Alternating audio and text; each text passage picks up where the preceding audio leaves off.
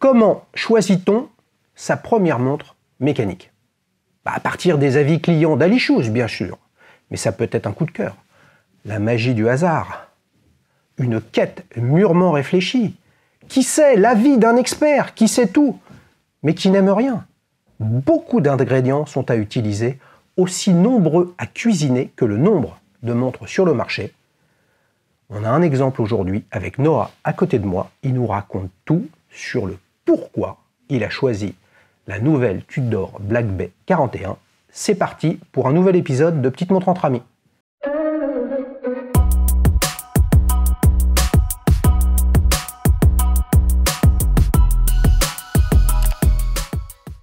Salut Noah, ça va? Ça va et toi Xavier? Ouais, grande forme. Super. Alors t'as choisi la Tudor? C'est ça. Tu voulais pas une Omega comme moi? Oh, si, mais j'avais peut-être pas le budget aussi. Aïe, aïe, aïe, aïe, aïe. Et pourquoi je dis ça les amis? C'est la toute nouvelle Omega qui rejoint ma collection. Encore une, vous me direz, vous avez bien raison. Une Omega Constellation chronomètre, look rectangulaire, tonneau tout en acier. Franchement, un cadran strié magnifique. Tu pourras la découvrir, vous pourrez la découvrir les amis, sur la plateforme d'Ali Shoes. J'ai mis un superbe avis avec des photos de malade mental. Est-ce que tu veux l'essayer? Maintenant, je fais ça. Hein. Est-ce que tu veux l'essayer pour que j'essaye la sienne hein? Tiens.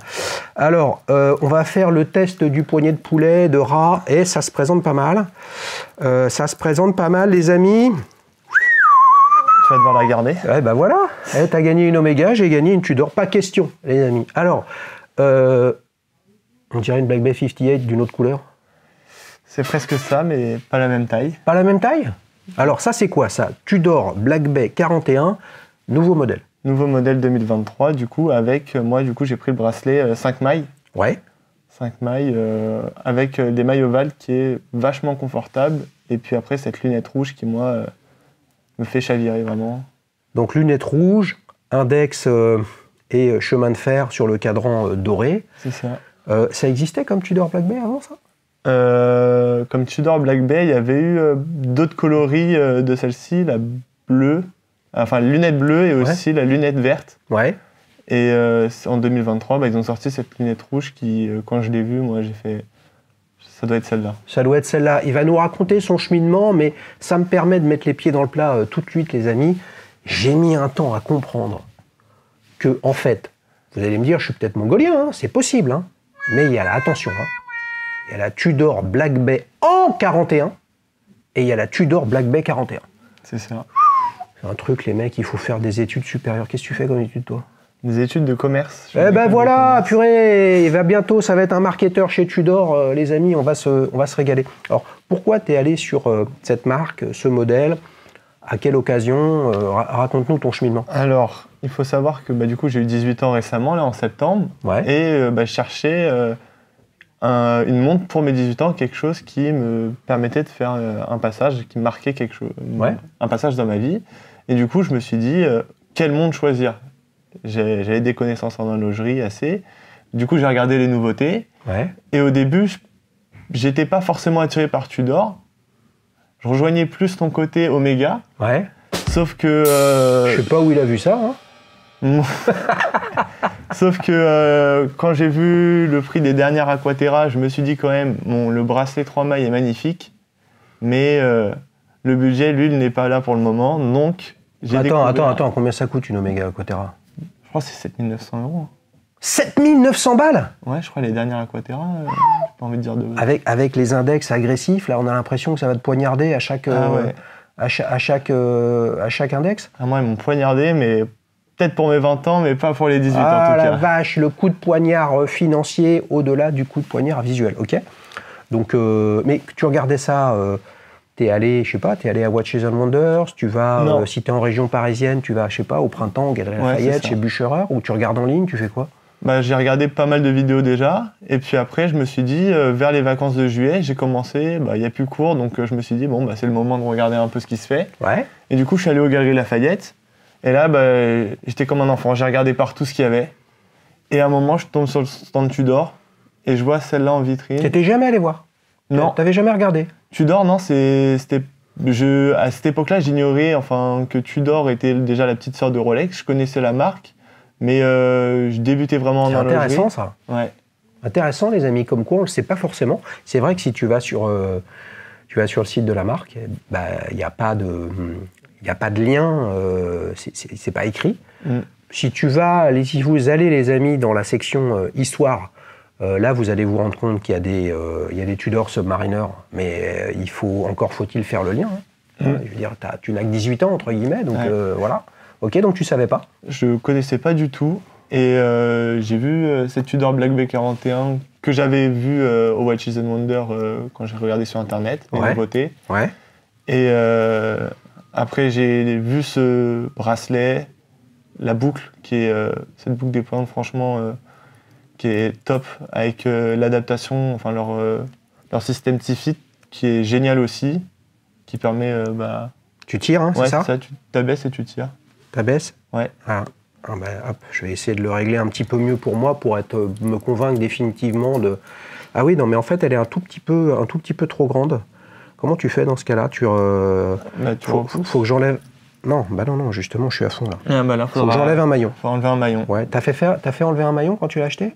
Ouais, j'en ai fait enlever. Ouais, mais tu l'as découvert aux Galeries Lafayette, et est-ce que tu l'as acheté aux Galeries Lafayette? Je l'ai acheté aux Galeries Lafayette. Ah, comme quoi ça sert à quelque chose, les Galeries Lafayette. Ouais. Étonnamment. Ouais.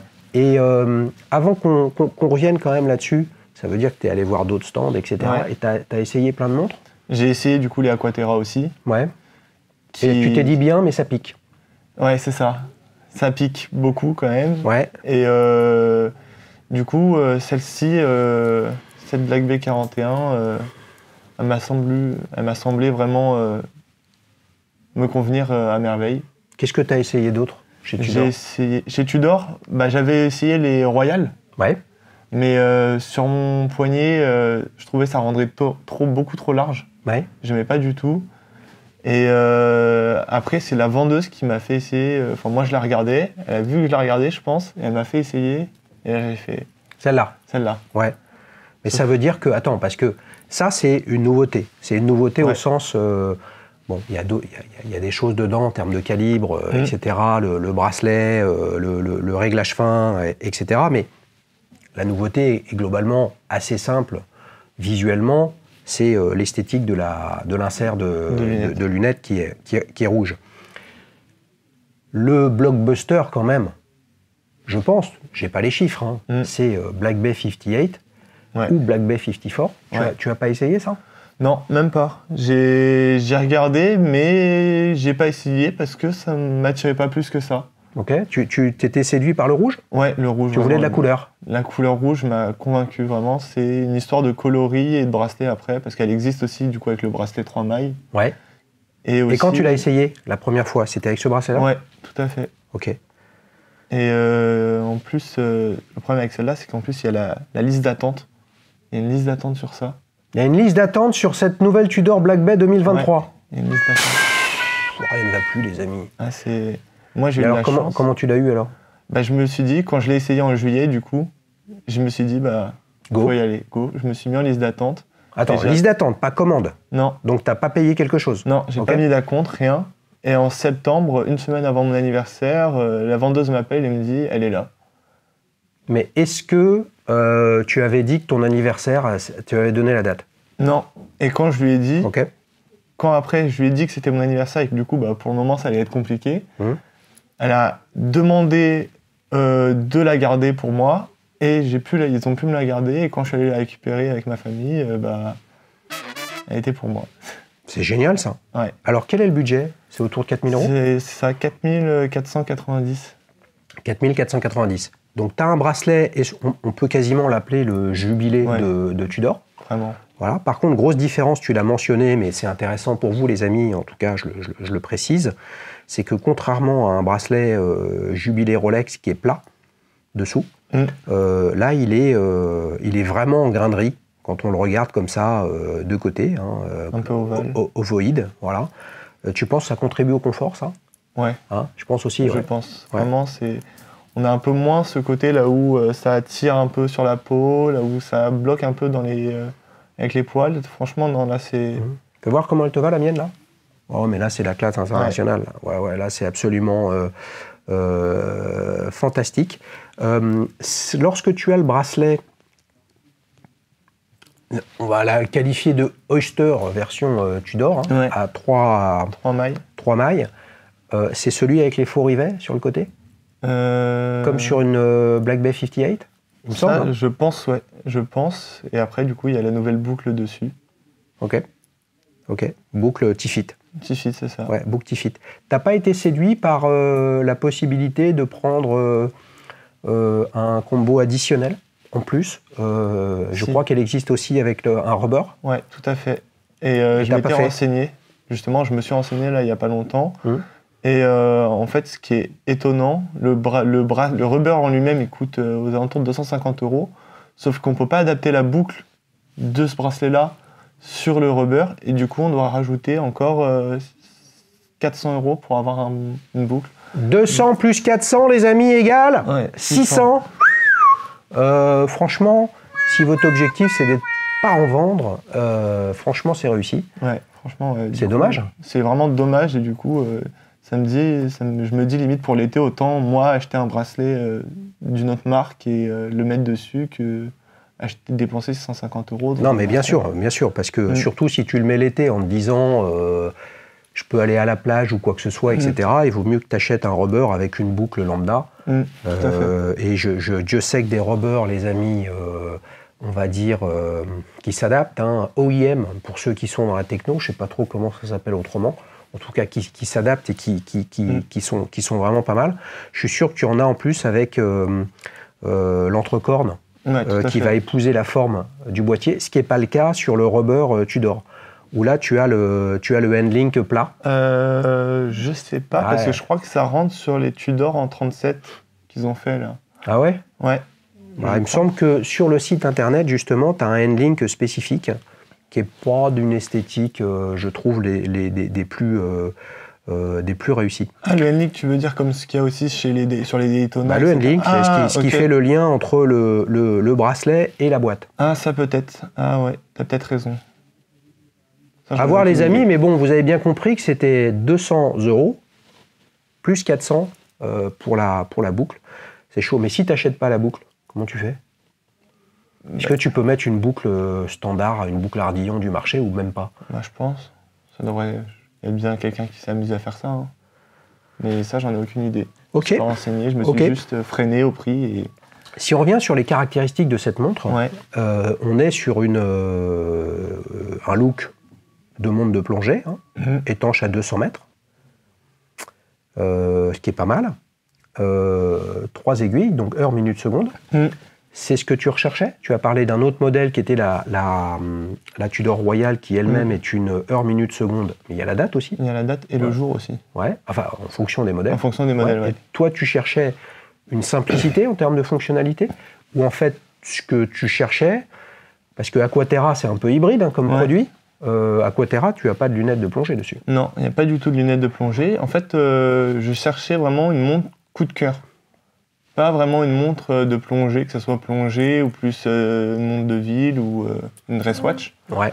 Je cherchais une montre qui m'allait me plaire et qui me disait ça c'est mes 18 ans et j'adore. C'est ce qu'il me faut. Donc par rapport à l'intro que j'ai faite les amis, où il y avait le coup de cœur, la quête mûrement réfléchie, la magie du hasard, je pense que c'est la magie du hasard et coup de cœur. Alors si on considère que c'est, d'un autre côté, c'est pas un hasard d'aller aux Galeries Lafayette pour voir des montres, mais tu connaissais à peu de choses près le nom et éventuellement quelques modèles vus de loin, mais sinon tu connaissais pas Tudor. Donc c'est le coup de cœur. C'est le coup de cœur vraiment, et aussi peut-être un bon travail de la vendeuse. Hein. Forcément, bien sûr. Mais c'était cette lunette rouge, le bracelet 5 mailles, ovale, et après le cadran en noir qui, au soleil, fait des reflets top.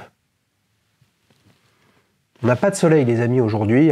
On a un éclairage un peu artificiel pour essayer d'améliorer les choses, mais sinon, on n'a pas plus que ça. Budget 4000, Aquaterra, t'étais à 7000. Ouais. Vous délirez, les amis, chez Omega, là, 7000. Non, mais 7000 pour une 3 aiguilles. 3 aiguilles, la Aquaterra. Franchement, l'augmentation des prix, c'est beau. Donc là, on est à 4000 balles. C'était ton budget, en fait Ou c'était déjà plus que ce que tu voulais J'avais un budget Pas plus de 5 000 €, je pense, parce que dans tous les cas, moi, j'ai travaillé pour aussi me la payer. Après, tout dépendait aussi de ce que j'allais recevoir, on va dire, à mon anniversaire aussi. Mais c'était ce que... Donc t'as taffé, il y avait un complément venant de tes parents? C'est ça, et de la famille. Et après, moi, j'ai travaillé pour me la payer aussi. Et du coup, on va dire, à approximation, je me suis inscrit sans trop savoir même le budget que j'allais avoir. Mais dans tous les cas, j'ai réussi et elle est là. Ok. Tu parlais tout à l'heure de a priori du bon boulot, et j'en suis même sûr, hein, du bon boulot de la vendeuse chez Tudor. C'est à ce moment-là que tu as appris ou que tu as pris conscience que Tudor était une marque du groupe Rolex et qu'il y avait quand même beaucoup de choses qui provenaient de chez Rolex sous X formes, la qualité, les process, probablement les matériaux, des logiques d'innovation, etc. Ça a pesé dans ta décision? Ça a rajouté un intérêt au coup de cœur visuel et en termes de sensations que tu avais? Comment tu positionnes tout ça? En fait, quand je me suis inscrit, je savais après que Tudor appartenait au groupe Rolex. Et j'ai vraiment su ça en ayant vu des anciens modèles Tudor, là où dessus, en fait, sur la couronne, il y avait une couronne Rolex. C'est comme ça que j'ai découvert vraiment que Tudor appartenait au groupe Rolex. Et le process s'est fait comment? T'es allé, t'as essayé, tu t'es dit waouh, celle-là c'est cool, et tu t'es inscrit le jour même? Non, je suis revenu. T'as attendu, t'as réfléchi, et t'as fouillé, et t'es allé chercher de la réassurance. C'est ça, je suis allé sur Dialisius et là, il est bon. Et j'ai vu un avis dessus sur... Parce qu'après, le boîtier avec la couronne, il est le même, c'est juste le bracelet qui change. Et j'ai vu un avis dessus et j'ai fait bon. Oui. Les amis, vous savez qu'on est au 29e épisode sur la chaîne Petite montre entre amis, Dual Time ou Street Watch avec des clients de chez Tudor. Et sur la plateforme d'Ali-Shoes, on est bientôt à plus de 100 avis clients sur Tudor. Je compte sur vous si vous avez une Tudor. Vous avez des vintage, vous avez des Submariner Tudor, vous avez des Big Crown chronographes, vous avez des modèles héritage, vous avez des hydronautes, vous avez plein de choses sur le sujet, que ce soit des Black Bay, 58, 54, Tudor Royal, etc. Je vous attends, les amis. Noah a déjà partagé son avis sur la plateforme avec des belles photos, il y en aura d'autres, parce que, comme tu as pu le remarquer, vous pouvez maintenant rajouter des photos à votre avis et ça vous fait remonter dans la timeline pour choper plus de likes et plus de vues. Qu'est-ce que vous faites encore sur Instagram, les amis, alors que là, il y a du contenu, de l'authenticité, de l'émotion. Vous savez pourquoi il y a une photo, vous savez ce que pense la personne de cette montre, vous savez ce qu'est cette montre. Qu'est-ce qu'on peut demander d'autre?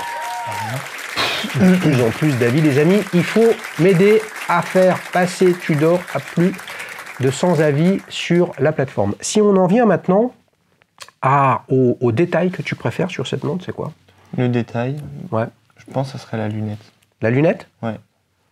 Lunette rouge, alors qu'en plus, pourtant, le rouge, c'est vraiment pas ma couleur de prédilection. Ouais, le mec, il est habillé tout en bleu comme moi, quoi. Il m'a copié. Ah, mais moi, j'ai les chaussettes rouges. Ouais. Coordonnées avec la montre sans le faire exprès. Pas mal, on fera une photo, les amis, chaussettes plus insert Tudor. On va se l'écouter, voir si elle a un bruit sympa. Ah ouais, appréciable.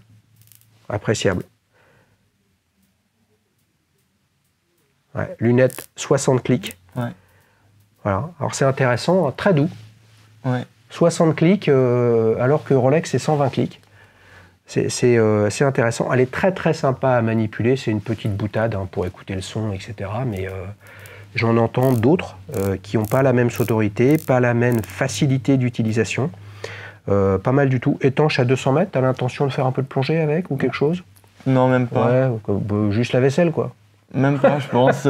Déjà, j'ai pas l'habitude de prendre mes montres sous l'eau, sauf la Casio. Casio G-Shock? Ouais, Casio G-Shock. Ah, il va nous raconter ça après.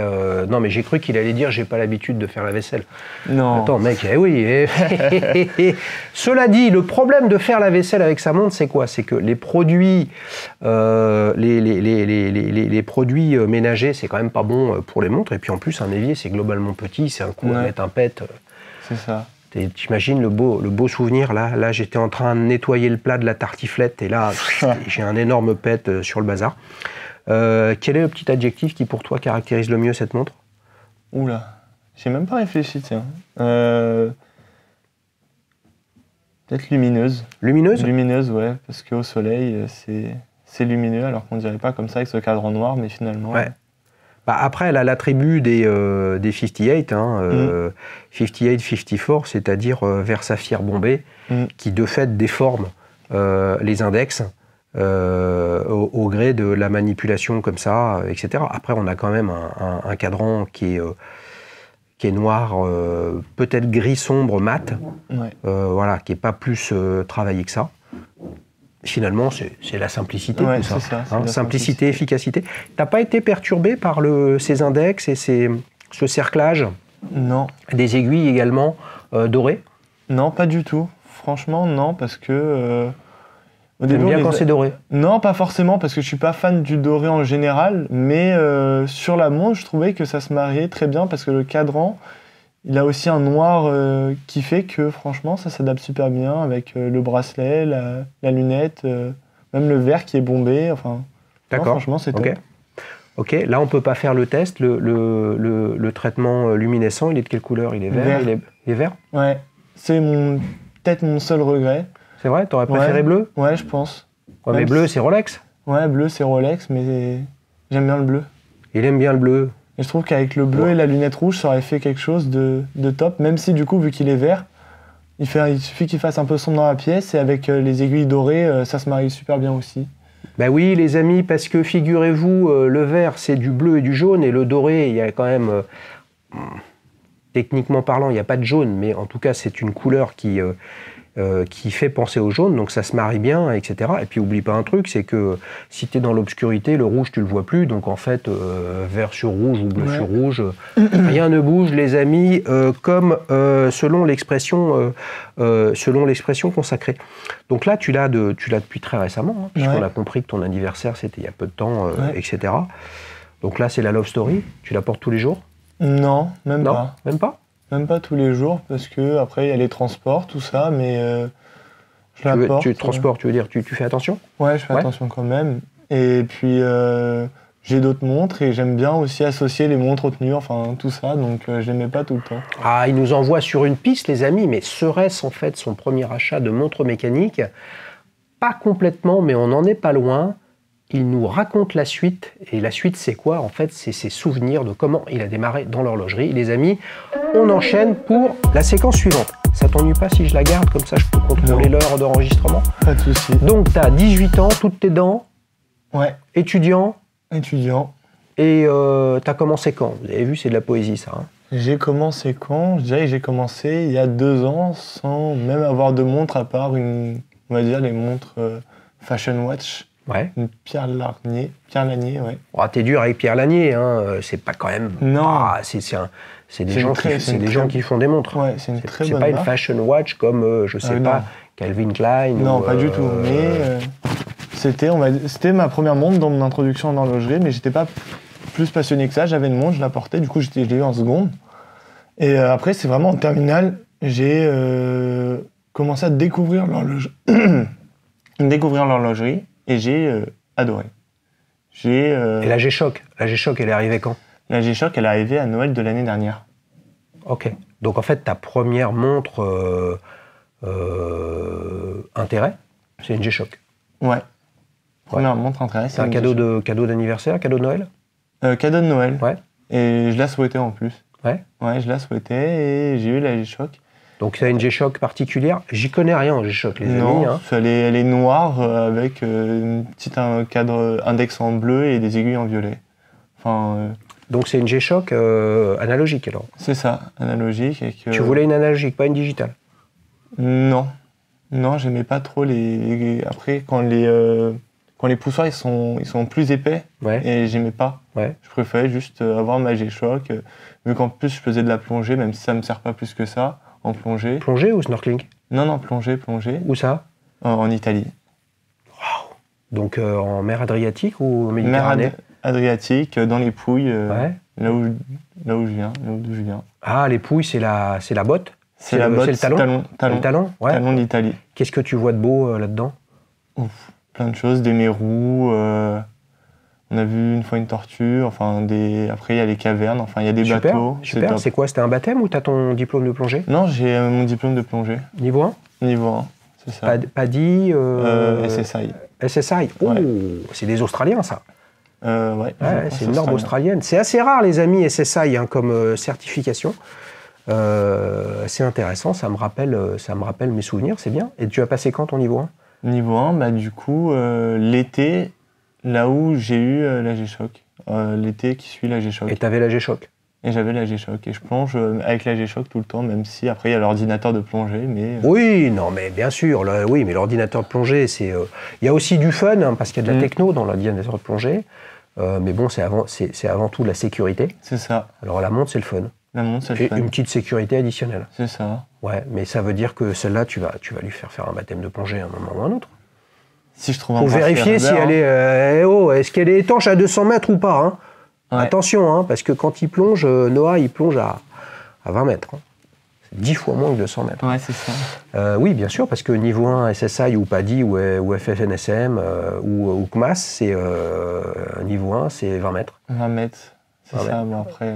Et tu vas passer les niveaux additionnels? Ouais, je pense quand même peut-être faire la formation de la Fédération française. Ouais. Parce que c'est un niveau qui se fait sur un an et on va dire qu'on est plus habile après sous l'eau. Même si la formation SSI est très bien.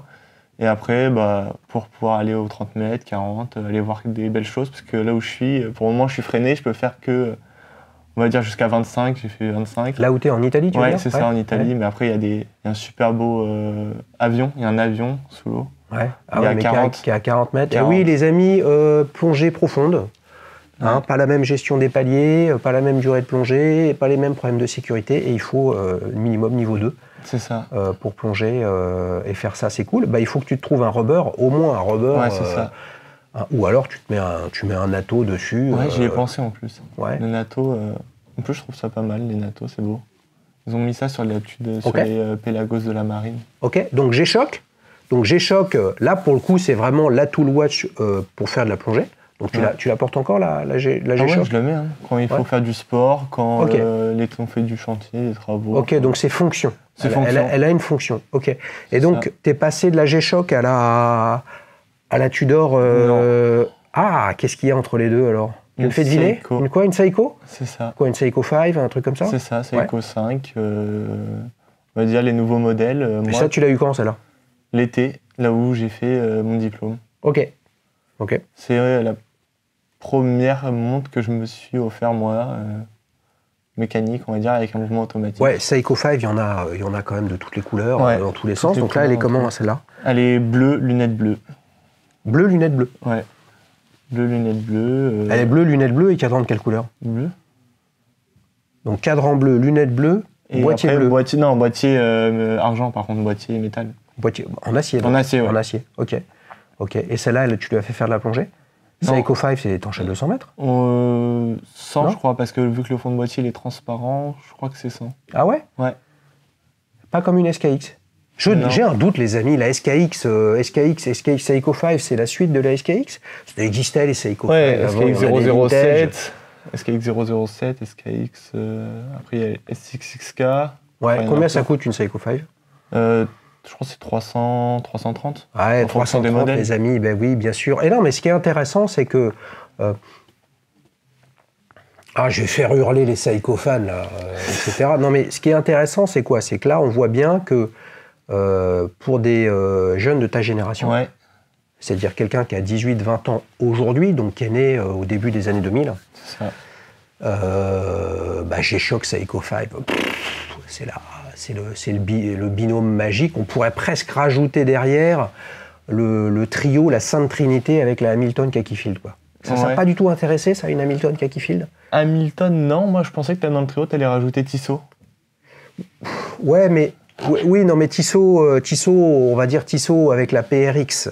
Ouais. Mais la Tissot PRX, c'est une montre branchée, style, attitude, classique au sens d'un bracelet intégré. Ouais. La montre à tout faire, qui plonge, qui est robuste, qui craint rien, qui a un niveau de finition extrêmement simple qui fait qu'elle craint rien, c'est la Hamilton Kakifield, tu vois. Ouais, mais j'étais moins intéressé peut-être par au début. T'as pas du tout mis Hamilton dans ta quête de la montre de tes débuts des études supérieures? Non, pas du tout. Je m'étais renseigné quand même parce que juste pour l'histoire de la marque, avec le côté un peu militaire, mais sans plus, c'était vraiment pas, enfin surtout le cadran avec les index, c'était vraiment pas quelque chose qui m'attirait plus que ça. Ouais, ok. Voilà.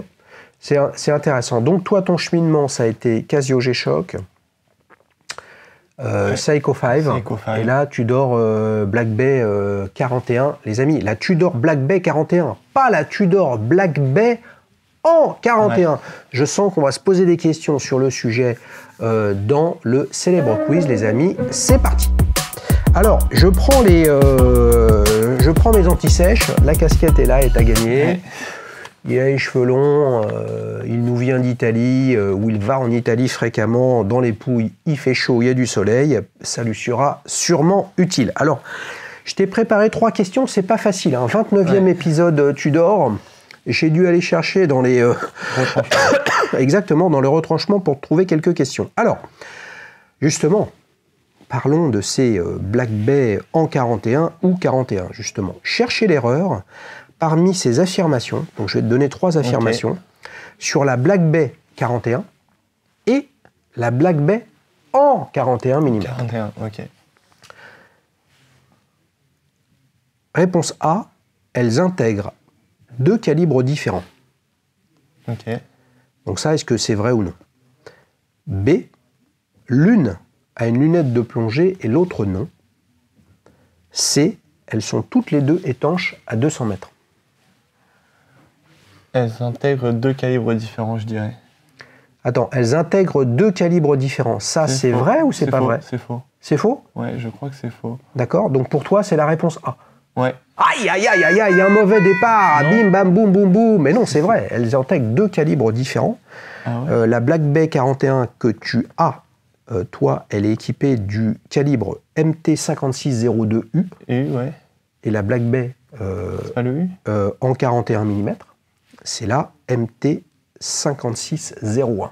Ah, 0.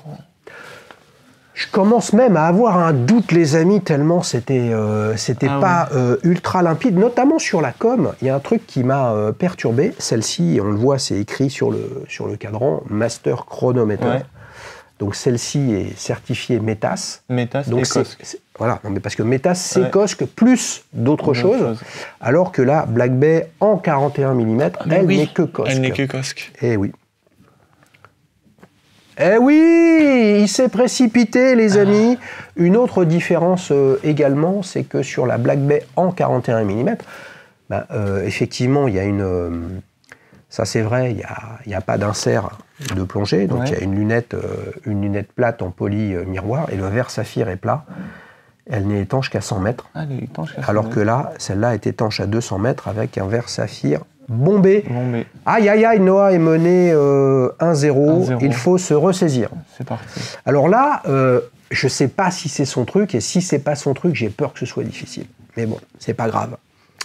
Tudor sponsorise beaucoup de sportifs, et notamment dans le surf. Donc Tudor sponsorise une des légendes du surf. Qui ça? Quelle est cette légende?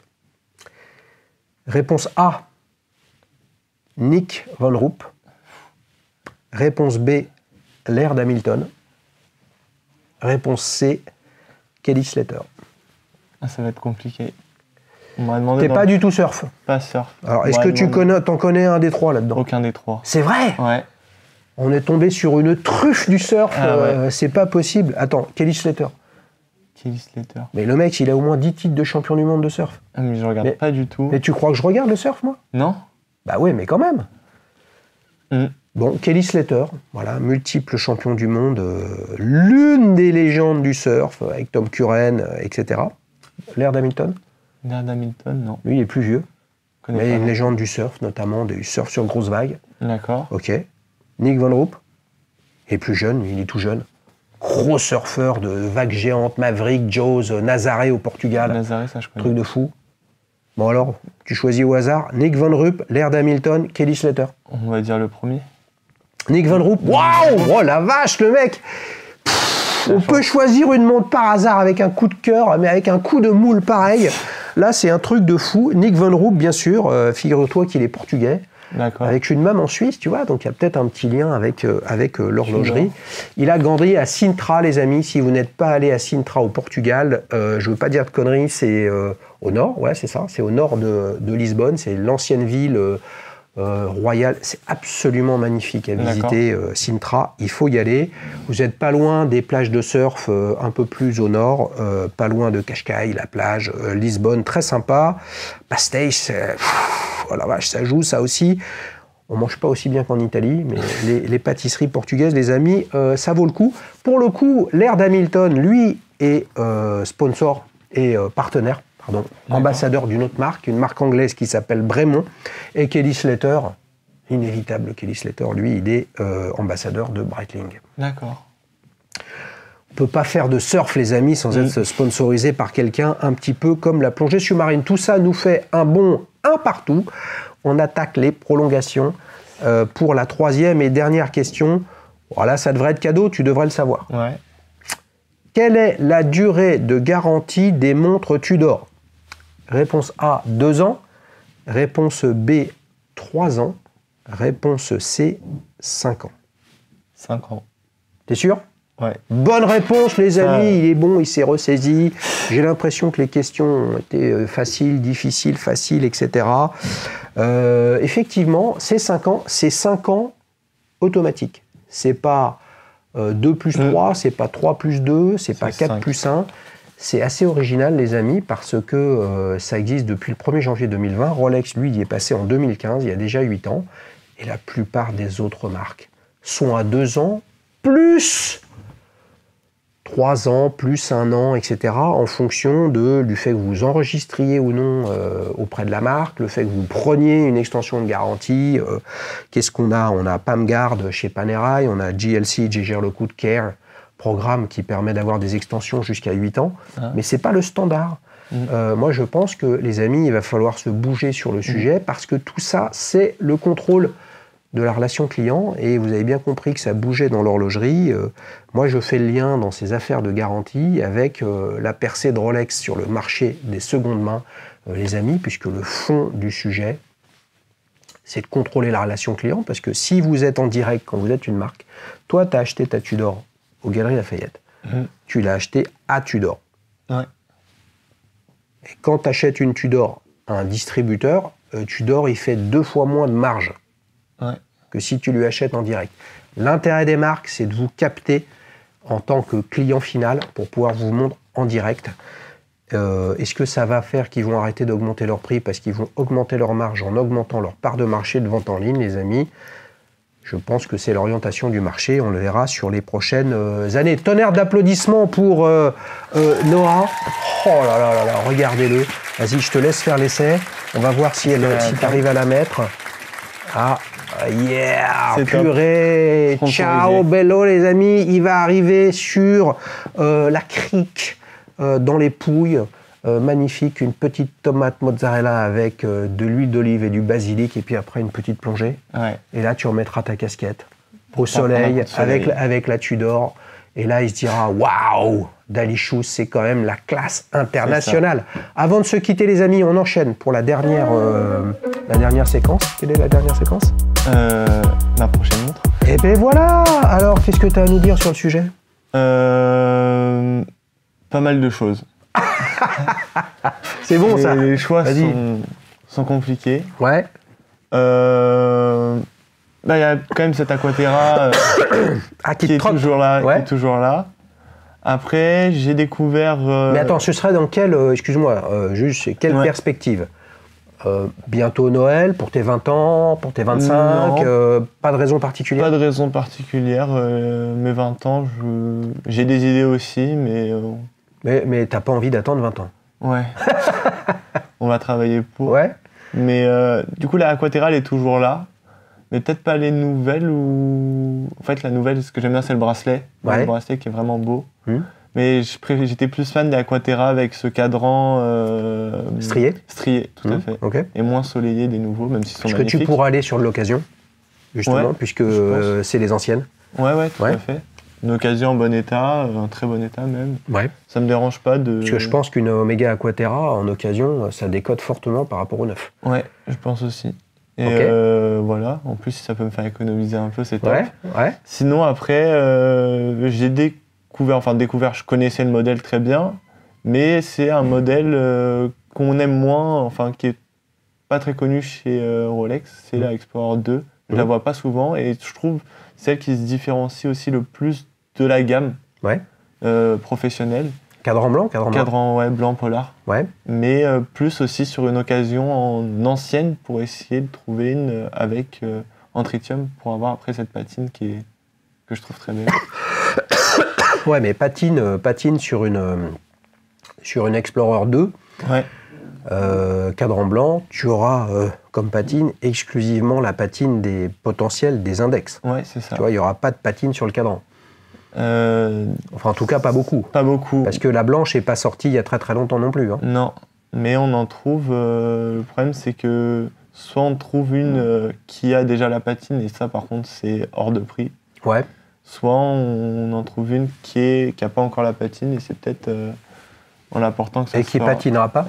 Ou qui patinera pas. Bah oui, les amis. Et puis toi, la patine, concrètement, c'est branché la patine aujourd'hui, c'est bien, etc. Est-ce que ce sera toujours le cas, tu vois? Ça, honnêtement, ça m'intéresse peu ce que pensent après les autres de la patine ou non. Moi, c'est quelque chose que j'aime bien. Enfin, avoir ce reflet un peu crème, comme ils disent, moi, j'aime beaucoup. Et puis... Mais qu'est-ce que tu penses alors des modèles neufs qui sont fabriqués avec pas de la pré-patine, hein, mais où tu as, tu vois, là, tu as des index. Ouais. Tu as des index qui sont coquilles d'œuf. Ouais. Tu vois, coquilles d'œuf, très légèrement beige, c'est subtil. C'est complètement différent d'index à l'époque peint. Je parle même pas, les amis, des peints en or, des guilts d'époque, hein, mais ça a été peint en blanc et ça s'est patiné et vieilli avec le temps. Pas forcément toujours de façon uniforme. Là, on va dire que c'est pré-patiné, entre guillemets. T'en penses quoi de toute cette démarche, toi? Tu penses quoi du néo-vintage, tu vois, de modèles récents qui revisitent, hein, les amis, on parlait de recettes de cuisine comme Top Chef ou Master Chef. Là, je vais revisiter le bœuf bourguignon. Hein, je veux dire, là, tout un tralala sur le sujet. Bon, c'est pas très créatif quand même comme démarche. Enfin, moi, je trouve ça aussi, ça enlève aussi une part d'histoire qu'il y a aussi avec cette découverte à l'époque des couches de radium. C'était radium? Il y a eu radium, puis après tritium, puis après luminova, super luminova. Ouais, c'est ça. Les aiguilles en tritium et radium, ça enlève une part d'histoire et moi vraiment ce qui m'intéresse le plus c'est aussi d'avoir en même temps ce côté historique de se dire c'est une montre avant que ça soit interdit, il y avait ça et ça prenait cette patine-là qui m'intéresse aussi. Ok, mais c'est pas les mêmes budgets, hein, parce qu'une Explo 2 tritium, t'es entre 10 et 12 au moins. Hein. Ah, je pense, ouais. Bah, d'un autre côté, une neuve, c'est combien une Explorer 2 Polar aujourd'hui neuve? On n'est pas loin de 10 000. Ouais, je pense qu'on est aux alentours de 8 000 peut-être. Et le jour où tu vas te réveiller, ce sera 12 900. Hein, parce que les amis, les tarifs, ils augmentent très fort chez à peu près tout le monde. Là, tu me parles de... si je te chauffe un petit peu, j'aime bien chauffer. Là, tu vois, le gars, sa première, on va dire, belle montre. Ça veut tout dire et rien dire, mais vous avez compris si vous avez regardé cette émission. Sa première belle montre, c'est cette Tudor Black Bay 41. Et comme par hasard, derrière, il y a une Rolex. Hein, comme si tout ça, c'était pas piloté par la magie du marketing de la marque. Ok, je te taquine un petit peu, mais est-ce que... Parce que là, tu es sur un budget, pour faire simple, à 10 000. Ouais, bon, on va dire ça. Est-ce que tu serais prêt à mettre 10 000 dans une marque complètement inconnue où on est, c'est le début des artisans indépendants, des marques d'horlogers, avec un horloger qui est dedans, etc., qui font des petites séries, mais où la puissance de la marque, c'est égal à 0 plus 0, la tête à Toto. Ouais. Parce qu'après, peut-être pas petite marque, tout dépend ce qu'on entend par petite marque, mais pas forcément... Petite marque, non mais petite marque, une marque inconnue. Marque inconnue, je sais pas. Une marque qui n'était pas là il y a 200 ans. Tu vois, qui a une dizaine d'années, qui a 20 ans. J'ai découvert aussi, c'est peut-être pas 10 000 €, mais Nomos Glashütte. Ah ouais, c'est pas 10 000 €. Non, c'est pas 10 000 €, mais 1990, 30 ans. Un peu plus de 33 ans. Ouais, c'est récent, et enfin c'est... Je trouve ça pas mal. Ouais, c'est une marque qui, j'ai l'impression que tout le monde en parle un peu plus. Ouais, mais t'es entre 3 et 4 000, t'es sur ce budget-là. Ouais, après... Pourquoi pas? Pourquoi pas? C'est vraiment pas le... On va dire, je me dis pas, je vais devoir mettre 10 000 € parce que j'ai 10 000 €. Si j'ai 10 000 mais que je dois mettre 4 000 pour la montre qui me plaît, je mettrai 4 000, il n'y a pas besoin de plus. Bon, t'es ouvert à la surprise. À la surprise, c'est ça. Oui, parce que c'est ça, les amis, le coup de cœur, c'est bien. La quête, c'est bien. Donc là, tu as une quête potentielle mûrement réfléchie devant toi pour une Rolex Explorer 2, plutôt vintage. Si possible, tritium. Donc là, ça va chiffrer. Puis c'est difficile à acheter. Ouais. Il faut acheter le vendeur. Quelle est la réputation du vendeur? Sinon, un modèle comme ça, moins cher sur le marché, vendu par un particulier, c'est pas une bonne idée, les amis. C'est des produits complexes où la cote est faite de pas mal de critères qu'il faut absolument valider avant de passer à l'achat. Alors que c'est vrai que tu vas sur une Nomos Glashütte, pas mal de modèles. On en a eu un récemment avec une Club Campus. T'achètes ça neuf. Tu peux aussi aller sur le marché de l'occasion. Là, t'achètes de l'occasion moins cher, sans risque. Ouais. C'est plutôt pas mal. Et des contrefaçons Nomos, il y en a sûrement, mais je doute qu'il y en ait beaucoup. Ouais. Et puis, reproduire une belle qualité comme ça doit être compliqué aussi, je pense. Et puis en plus, t'as du japonais Seiko G-Shock, du suisse avec Tudor, et là, tu pourrais faire une petite incursion en Allemagne. En Allemagne, c'est ça. Les amis, on se régale. Écoutez, on va vous laisser parce qu'il faut qu'on parte. Comment on fait pour aller dans les Pouilles? On va à Bari? Ouais, Bari ou Brindisi si on a la chance, mais il n'y a plus d'avion à cette époque-là. Donc on va à Bari, les amis. On vous laisse. On a quelques sèches avec un petit peu d'ail, du basilic et du parmesan. Et puis après, on va aller faire une petite plongée avec Noah. Noah, merci beaucoup. Merci Xavier de m'avoir... Je t'en prie. Il allait me dire merci de m'avoir invité. Il a proposé de venir et je lui dis, mais bien sûr, viens nous raconter pourquoi tu as choisi cette Tudor Black Bay 41. Pour participer, www.dalishoes.fr. Vous remplissez le formulaire, je vous contacte, on discute et on s'organise. Et puis avant toute chose, les amis, vous créez un compte, rejoignez la communauté Dalishoes sur www.dalishoes.com pour partager votre avis sur votre montre. Si vous n'avez pas de montre, vous pouvez liker, vous pouvez mettre vos montres en favoris, être alerté des nouveautés. On va bientôt dépasser les 2000 avis sur plus de 300 marques et 1000 modèles. Franchement, si vous ne trouvez pas votre bonheur avec une info authentique, celle du client, pourquoi il aime sa montre, pour vous donner des idées, franchement, je ne sais plus ce qui reste. Ouais. Salut Noah. Au revoir. Salut les amis, ciao ciao.